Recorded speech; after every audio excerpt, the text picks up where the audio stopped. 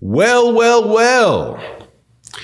Is it more hypocrisy pointed at Gervonta Davis now that we know something about the Devin Haney versus Ryan Garcia fight? They got weight stipulations.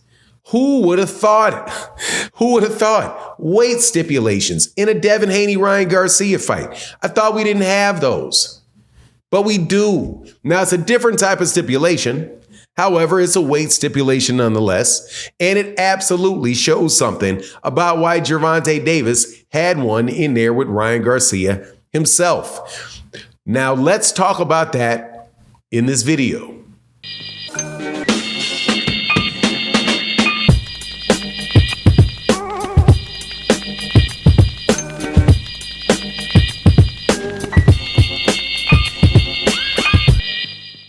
All right, welcome back to the channel. It's your boy Fanon, and in this video, we're going to have a little fun because you know what they say, it ain't fun when the rabbit has the gun.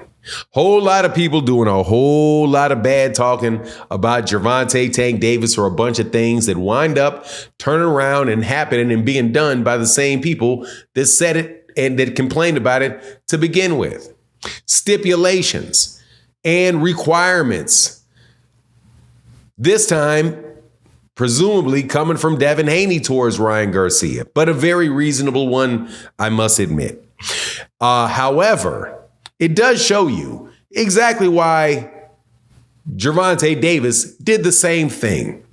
Now, before I get into it, let me welcome you back to the channel. If you are new to the channel, please accept my invitation to hit the subscribe button and hit the bell icon so you can be notified of when we release more videos. And if you're a longtime subscriber and supporter of the channel, thank you so much for your continued support. It really makes a huge difference. Shout out to everybody in the super chat, super thanks crew, the people that support and sponsor these videos in the super thanks. You can see by the comment with the $. Thank you, Big Mike. Thank you, Barbara D. Thank you, Jay Miller. Of course, thank you, Matty Yo. But let's get into this because word comes out, Fight Hype is reporting that they heard that Devin Haney and Ryan Garcia have a weight penalty in their contract. Presumably, that means that if somebody misses weight, or possibly if they come above a certain weight in their next day weigh-in, that there's going to be a fee. What?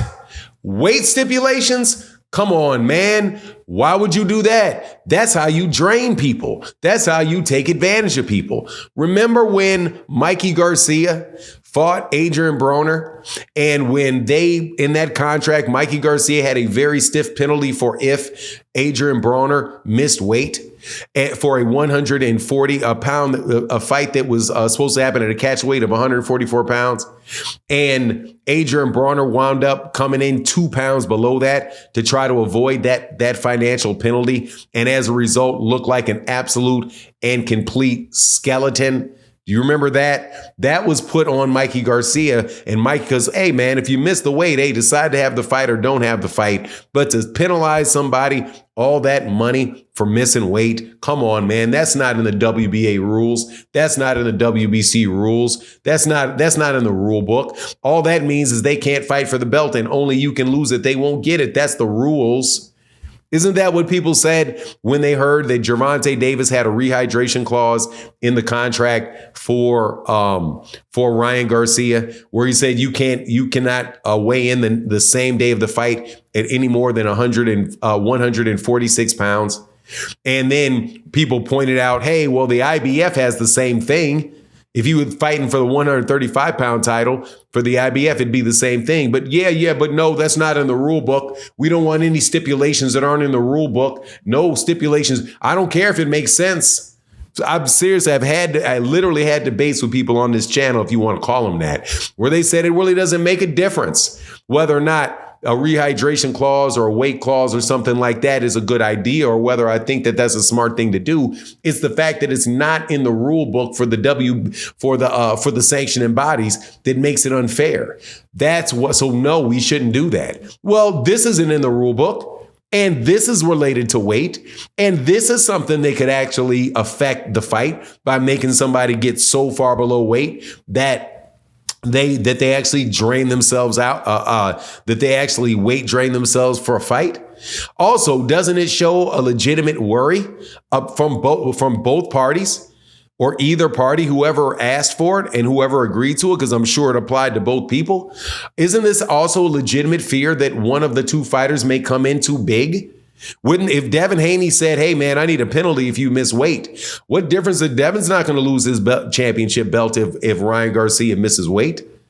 And Ryan Garcia, if Devin Haney misses weight, Ryan Garcia is still going to be able to fight for the belt if he makes weight. And if they both miss weight, neither one of them are going to fight for the belt. The belt goes vacant. So what's the money for? Funny, huh? It ain't fun when the rabbit got the gun. Now, I would like to hear how in the world all of this, how this makes sense for Devin, or this makes sense for Ryan, but it doesn't make sense for Tank. How does it make sense for Devin against Ryan, but it doesn't make sense for Gervonta against Ryan?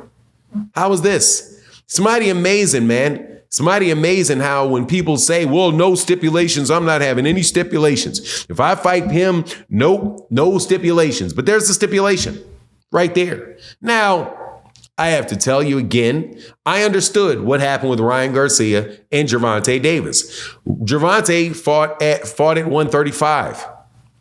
Ryan wanted to have it at a higher weight division and didn't even want to fight for that 135-pound belt. So Gervonta says, okay, I'll give you a pound.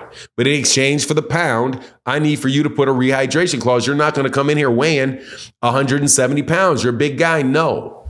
So now Devin says, hey, man, if you miss weight, I need money. Or Ryan says to Devin, hey, if you miss weight, I need money. And we don't know yet whether that is just on the initial weigh or whether it's on the second day weigh-in as well in order to get that done.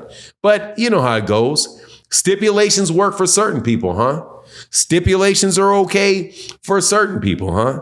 But when other people ask for them, it's a big old deal. And it means you're a coward and you're taking advantage and the fight doesn't count. Similar, just like how when Gervonta fought Ryan, Ryan was garbage. Then Devin fights Ryan, it's the best version of Ryan.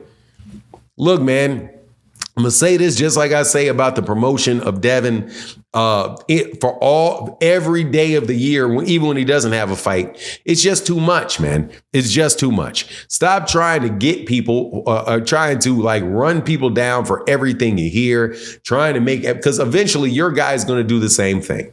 If it's something that is part and parcel to the sport of boxing, eventually your guy's going to do it. Just like when Gervonta Davis said, I don't care about having all those belts. And then eventually Devin Haney fans get on him about it. Eventually Devin says the same thing. I've got undisputed. Now I don't care for belts anymore. And he says the same thing Gervonta said. And then what? Whoa, Devin's right. He was undisputed. He doesn't need to do it anymore.